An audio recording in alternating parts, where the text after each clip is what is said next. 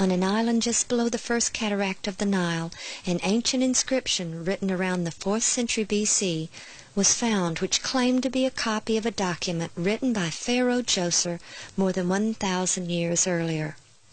It is the story of a land grant made by the pharaoh to the priests of the god Num, It tells of 7 years of famine and 7 years of plenty, how Pharaoh had a dream and consulted his chancellor for help. It contains most elements of the 7 years of famine and 7 years of plenty story, although they were corrupted in this account, written over 1,000 years after the event took place. But most importantly, the priests who wrote this inscription were relying upon the land grants made by this Pharaoh to justify their claim to some land. They were not writing what they believed was an ancient myth. They obviously believed the land grants made by Pharaoh Djoser to still be valid and of enough authority to still be in effect well over 1,000 years later. And Joseph bought all the land of Egypt for Pharaoh. Only the land of the priests bought he not, for the priests had a portion assigned them of Pharaoh. Ancient Egyptian records list Djoser as the 16th Pharaoh of Egypt, and historians have classified him with the so-called Third Dynasty. His chancellor, named Imhotep, was first known through the writings of the Egyptian historian Manetho, who in the 3rd century B.C. wrote, "During Djoser's reign there lived a man named Imhotep, who had the reputation of the Greek god of medicine, and who invented the art of building with hewn stone." The legends attributed to Imhotep were so incredible that he was considered to be mythical until this century, when excavations at Djoser's pyramid complex revealed the base of a statue with the name Djoser on it and the name Imhotep, with his long list of titles, one of which was Chief under the King, a title which first appears with Imhotep and also was first bestowed upon Joseph. Imhotep was also the architect of Pharaoh Djoser's pyramid and surrounding complex, a veritable city within a city of incredible beauty and extremely advanced in design. Built on the plateau of Saqqara, adjacent to ancient Memphis, the pyramid within the complex is the first ever built in Egypt. Ron Wyatt spent a great deal of time here, searching for evidence which might shed light on the biblical account. Such an event as the famine described in the story of Joseph, and the distribution of grain to the other countries, would have required a major facility and system of organization. When the famine came and Joseph's brothers came from Canaan to get grain from Egypt, we are told that they went to Joseph, which indicates that he personally oversaw the distribution, at least to those coming from foreign countries. And this would mean that there was certainly a central location or granary to which the foreigners came. The complex at Saqqara contains 11 massive pits, which even the Egyptians are at a loss to explain. They are not tombs, for all tombs were underground and carefully sealed, while these were accessible from the surface, and they are extremely large. But most fascinating is the fact that they are all connected by chutes. Ron believes these were the grain storage pits of the 7-year famine. As grain was removed from one pit, grain from the other pits flowed through the chutes, making the grain always accessible from one location. These are within the wall of the step pyramid complex, which has only one entrance, and it opens to a long covered passageway with small cubicles on each side, each just the right size for a person to sit with perhaps a small table.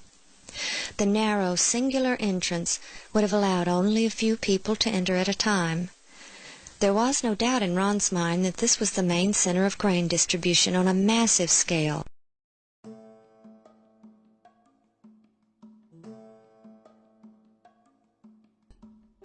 As people arrived to get their grain, they lined up to enter the long corridor. Inside, they paid one of the cashiers in one of the cubicles for the grain.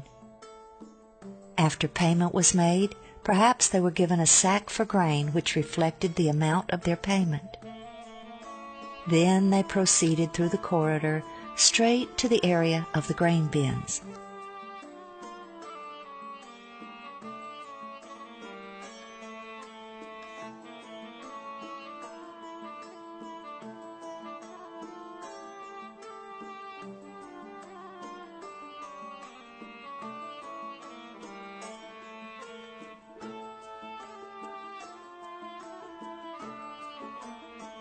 Once there, they descended the stairway next to the storage bins, handed their sack to a worker who filled it with grain and returned it to them.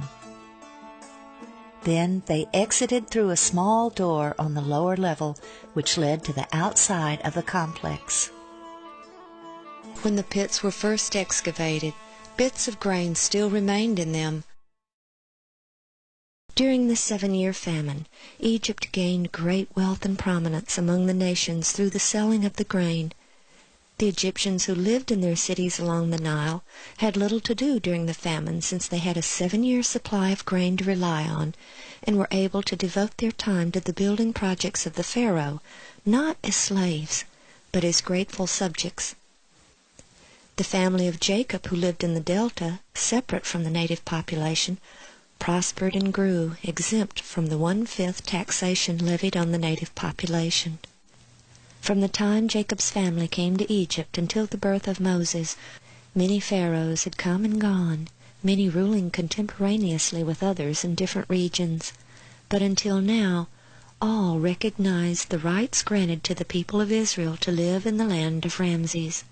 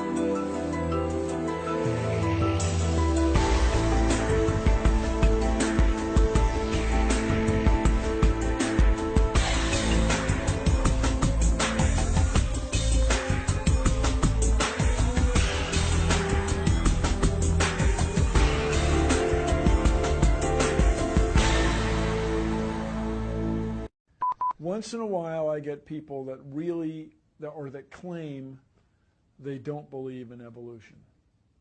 And my response generally is, why not? Really, why not? You guys believe 20 billion years ago there was a big bang where nothing exploded and produced everything. 4.6 billion years ago the earth cooled down, made a hard rocky crust. It rained on the rocks for millions of years, turned them into soup, and the soup came alive 3 billion years ago. Found somebody to marry, and something to eat, of course, and slowly evolved into everything we see today. There are some lies in our science books. Taught it for 15 years. Even though I'm not teaching it anymore, I still like the study. There's so many neat things to learn. We're going to cover some of that tonight. I'm not against science, I'm not against schools, I'm not against teachers. Because most of them don't know what they believe. You have to tell them. They teach the kids it all started with a big bang 20 billion years ago. What exploded?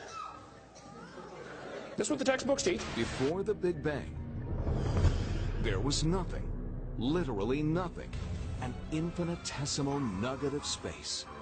And then something happened, triggering the most colossal explosion in history. Yes, boys and girls, you see, nothing exploded, and here we are. So I asked this professor if I could ask him some questions about the Big Bang. I said, where did all this matter come from? He said, well, we don't know that for sure. I said, well, sir, would you please tell me where the laws came from? The universe is run by laws, gravity, centrifugal force, inertia. Who gave the laws? He said, we don't know that either. I said, sir, could you tell me where the energy came from?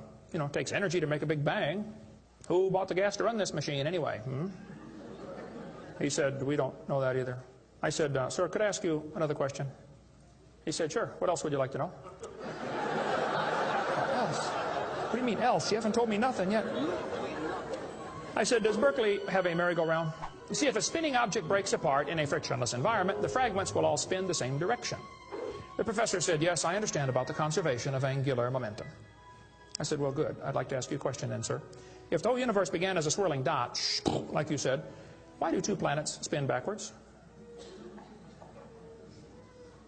He said, that's interesting. I said, no, that's more than interesting. It's kind of hard on your Big Bang Theory. Not only that, 6 of the moons are spinning backwards. Why? He said, I don't know.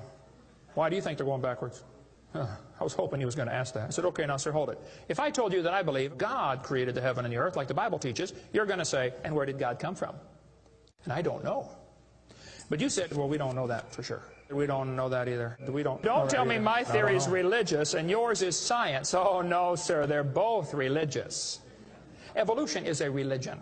You have to believe. So I asked the professor, where did the matter come from? He said, I don't know. So basically, I believe in the beginning God, and you believe in the beginning dirt. One professor was getting kind of upset about this time. He said, Mr. Hovind, there are hundreds of varieties of dogs in the world. He said, do you mean to tell me that you believe all these dogs came from 2 dogs off a Noah's Ark? You expect me to believe that? I said, sir, would you look at what you're teaching your students? You're teaching your students that all the dogs in the world came from a rock. Charles Darwin was disciplined. I mean, he did these extraordinary experiments, this series of experiments. Then they're going to tell the kids, well, we have evidence for this theory. Charlie Darwin stopped off at these islands right there called the Galapagos Islands. Charlie studied the birds very carefully and said, you know what? I think all these birds had a common ancestor. I bet you're right, Charlie. It was a bird. You see 14 kinds of birds, and you conclude that birds and bananas are related. Here are these ancient dinosaur bones or fossils. They tell the kids they have evidence of evolution from fossils. I don't think so. If you find a fossil in the dirt, all you know is it died. You don't know that it had any kids. And you sure don't know that it had different kids. You bring in a bone to the judge. Judge, I found this bone in the dirt. This is the ancestor of all the humans today. They would laugh at you. You don't know that that's the ancestor of anybody. And why on earth would you think a bone in the dirt can do something animals today cannot do? They'll say, boys and girls, you have 2 bones in your wrist, radius and ulna. And boys and girls, look at the whale's flipper carefully. Did you know the whale has 2 bones in his flipper? And they're called the radius and the ulna? Same as ours. Wow. Who named them, teacher? The whale? Think about it. I'm here to tell my people it's time to stop believing bull just because of tell you bull with a straight look on their face. Evolution say people came from monkeys. And the question is, why is there still monkeys? Is these the retarded monkeys? They didn't turn into people just yet. Even Stephen Gould admitted the absence of fossil evidence for intermediary stages is a persistent and nagging problem for evolution. See, what's happened, these guys have looked for missing links in the fossil record. They can't find any, and so they say, well, maybe evolution happened so fast it wasn't preserved. Maybe a reptile laid an egg and a bird hatched out. Well, who did that bird marry? This process that brought us to be is billions of years old. It happens very fast, billions of years fast. Here is radioactivity. We're going to tell the kids in the late 1940s they invented carbon dating. We're going to explain a little bit about radiometric dating and how it's supposed to work, and then show you that it does not work, okay? It sounds good, but there are some assumptions that mess everything up. If we had walked into a room and found a candle burning on the table, and I asked you the question, when was it lit? You say, I don't know, Mr. Hovind, it was burning when I got here. Okay, well then let's do some empirical science. Let's measure the height of the candle. Suppose the candle is 7 inches tall. Who can tell me when it was lit? Okay, nobody. Let's do some more empirical science. Let's measure the rate of burn. Suppose we determine it's burning an inch an hour. When was it lit? You're going to have a hard time telling me unless you're willing to make some assumptions. You find a fossil in the dirt, you can measure how much C14 is in it. Very accurately, by the way. And you can measure how fast it's decaying. That's just like measuring the height of your candle and how fast it's burning. Now, when did that animal die? You don't have a clue. Here's what you ought to consider about carbon dating. Samples of known age, it doesn't work. If it's a sample of unknown age, it is assumed to work. It's just really a hard thing. It's really a hard thing. Your world just becomes fantastically complicated when you don't believe in evolution. Freshly killed seal, carbon dated 1,300 years old. Shells from living snails, carbon dated 27,000 years old. Living penguins, carbon dated 8,000 years old. One part of Dima was 40,000 years old, another part was 26,000, and the wood next to it is 9,000. Then they tell the kids about the geologic column. They say each of the layers is a different age, you know, Cenozoic, Mesozoic, Paleozoic, Archeozoic, all them zoic boys. Now, if you get a petrified tree standing up, running through different rock layers, I don't think it's smart to say those layers are vastly different ages. Those trees did not get slowly covered by the sediments over millions of years. They would rot and fall down. Crazy. Let's say, boys and girls, you have an appendix that you don't need anymore. That's a vestigial structure. That's proof of evolution. Well, excuse me, you do need your appendix. The appendix is part of your immune system. If your appendix is taken out, you can still live, okay, but it increases your susceptibility to quite a few diseases. You could live without both your legs and both your arms and both your eyes also. That doesn't prove you don't need them. There are no vestigial organs, and even if there were, that would be the opposite of evolution. That's losing, not gaining. I was taught when I went to school, man used to have a tail, but he lost it because he didn't need it. I thought, didn't need it? Have you ever thought how handy a tail would be? Have you ever come to the door with 2 sacks of groceries? Wouldn't that be nice, man, be able to grab that door and walk right around and get in? We lost it because we didn't need it. Man, you could drive the car and tune the radio knob and hold the Coke at the same time. What we're finding is that natural selection seems to be an incredibly important factor in generating new species. Natural selection, the key evolutionary mechanism Darwin identified. The bad designs get eaten by the good ones, and so all you have is good ones. Why is there still monkeys? Natural selection doesn't cause any evolution. It makes sure the bad ones don't survive, but it's not going to change it to something else. That's what evolution is. If you worked in a factory that produced cars, and your job was to check for defects, and you caught every single mistake, and you rejected it, how long would it take that process to change the car to an airplane? You say it'll never change it. That's my point.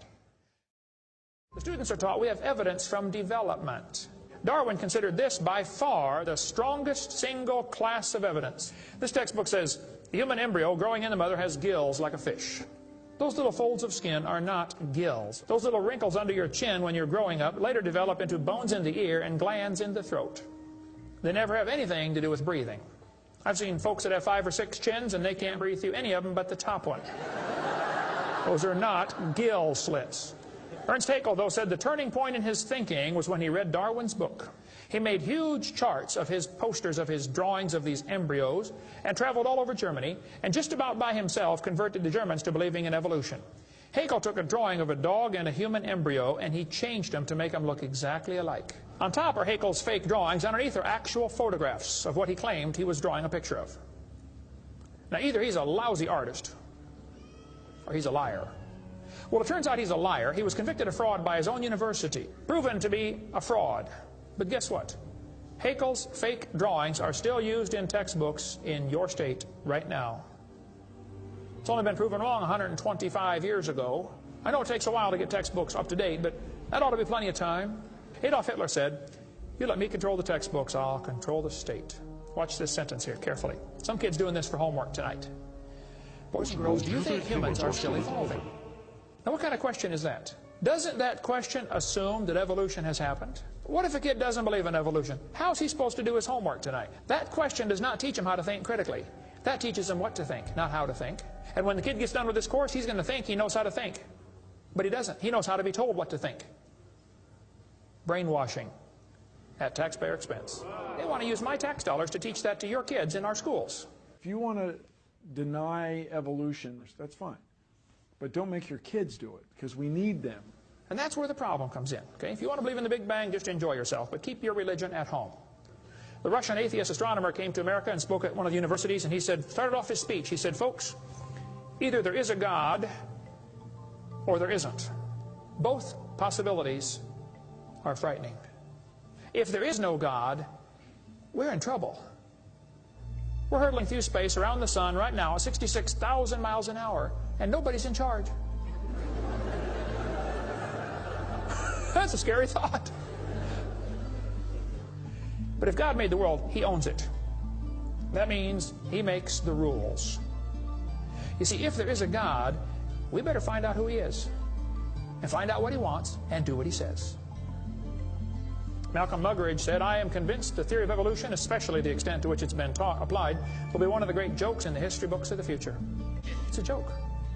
And it would be a joke if it weren't for the tragic results. How many kids are taught this thing every day and believe it, and it destroys their faith? Find you something to believe in. Whole thing, who do you even pray to? Nobody. Hey, if you died today, where would you go? You ought to think about it, because you will be dead for a long time. Doesn't matter how long you live, you're going to be dead longer than that. You know, George Washington died 200 years ago, and he's still dead.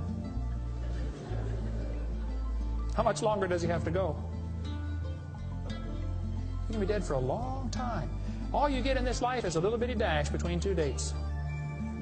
Just a little, and it's gone. What are you going to do with your dash?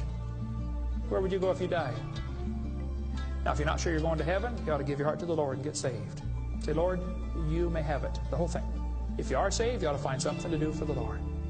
And you ought to quit worrying about getting a fancier car and a fancier house and start worrying about who's going to heaven or hell. Maybe God gave you that good job so you can give some money to missionaries, not so you can build a bigger, fancier house.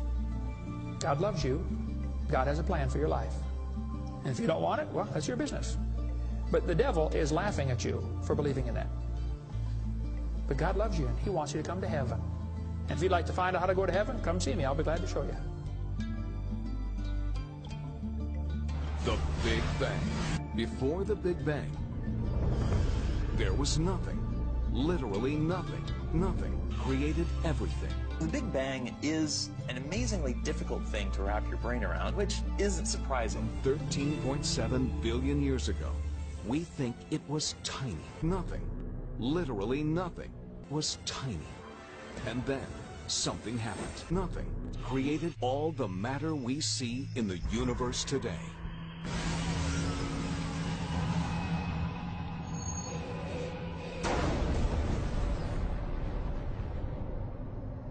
Nothing is more powerful than nothing. And that's what trips most of us up. It was the explosion of nothing. Find you something to believe in. World getting crazy. Hey, you better believe something.